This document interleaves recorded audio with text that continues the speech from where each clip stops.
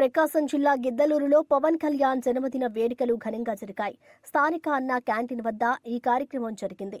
ముఖ్య అతిథిగా హాజరైన ఎమ్మెల్యే ముత్తుమల అశోక్ రెడ్డి, జనసేన ఇన్ఛార్జ్ బెల్లంకొండ సాయిబాబాతో కలిసి కేక్ కట్ చేశారు. పవన్ కళ్యాణ్ సేవా స్ఫూర్తి అందరికీ ఆదర్శమని, ఆయన పుట్టినరోజు వేడుకలు ప్రజల్లో ఉత్సాహాన్ని నింపుతున్నాయని నాయకులు అన్నారు. ఈ వేడుకల్లో స్థానిక నాయకులు, కార్యకర్తలు, అభిమానులు పెద్ద సంఖ్యలో పాల్గొన్నారు.